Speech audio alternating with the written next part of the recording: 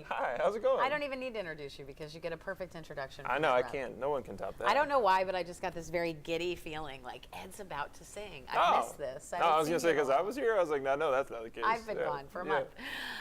Okay. Josh West previewing what's big in the box office, and we are starting with Bad Boys for Life. Yeah, I'm going to review, so not even preview. We're talking about reviews. So Bad Boys for Life. This is the sequel to Martin Lawrence and Will Smith's two other Bad Boys movies, the last of which came in way back in 2003. So it's been a minute, about, what, 17 years, I guess? So I think that, who's the guy who just hosted the Golden Globes? Why am I blanking? Ricky Gervais? Yeah, he was mocking that. Like, Hollywood loves a remake or a, Sure. you know.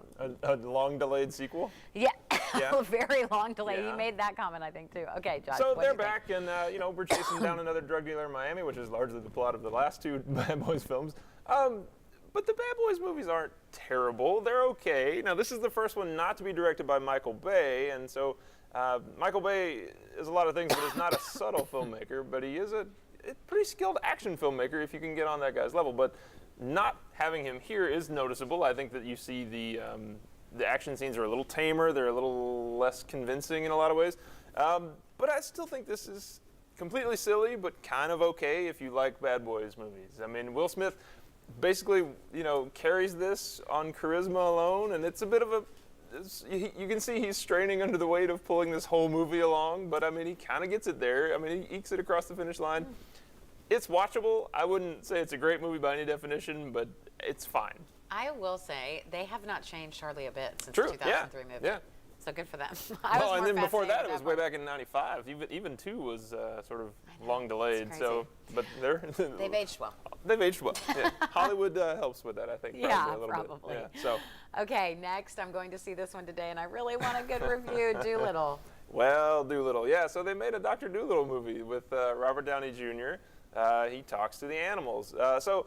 A couple Dolittle movies have been made. We know there was the sort of classic one from the 60s, and then Eddie Murphy played it later on in I think the late 90s or early 2000s.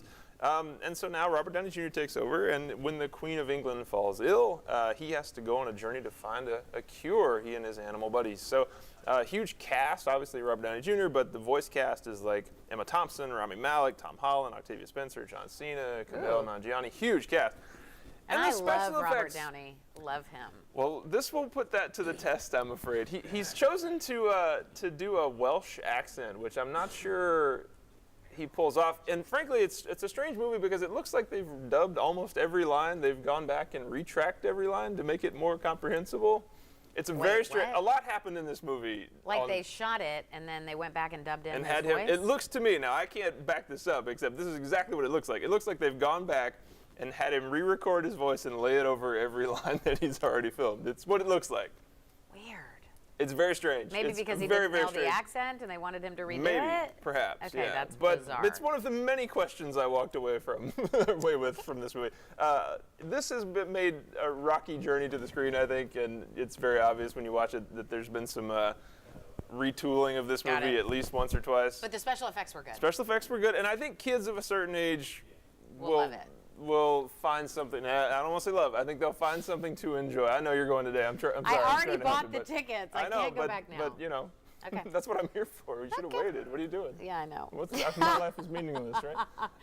Okay, Oscar noms. Dolittle. Nah, not a Dolittle. So let's talk to Oscar nominations, right? That's what we had this week. Big stuff. So what'd you think? Well, I think Marriage Story is my pick for everything because I loved it so much, and it did get a lot of nominations. It did. I don't know that it's going to win anything personally. If I had to lay bets, I'd say it would win Best Supporting Actress for Laura Dern, but I don't know that it'll win anything else. The one that got the most nominations was Joker, which is a bit of a surprise, 11 nominations. And really a sort of cluster of nominations for 4 films. It's the first time 4 films have walked away with 10 or more nominations. So Joker had 11, 1917, The Irishman, and Once Upon a Time in Hollywood each had 10, which is pretty impressive. But there were always some snubs in there. Lupita Nyong'o did not get nominated. I think that was been a bit of a safe bet for us. But what that allowed was for Cynthia Erivo to sneak in there for Harriet for a Best Actress nomination. No love at all for Uncut Gems or for Adam Sandler, which I think was a bit of a shock. Jonathan Pryce stepped in for the Best Actor nomination that probably would have gone to Adam Sandler otherwise. But then Scarlett Johansson got the double nomination for Jojo Best Actress Rabbit. and Best Supporting Actress, Yeah. which is pretty good. I think that's a bit of a surprise for people, but that's a rare thing to happen too. And then Frozen 2 got shut out of Best Animated Which Feature, is which crazy. is crazy, right? But crazy. it's a You bit of a have to surprise. go with what the people love sometimes. Although I didn't love that movie, people Yeah. love that movie. They did. Some people did. Yeah, I didn't love that movie either. But All right. Oscar, the ceremony is Sunday, February 9th. So so I guess we'll we'll talk to see you what about it's that. all about then. So yeah. I love award season.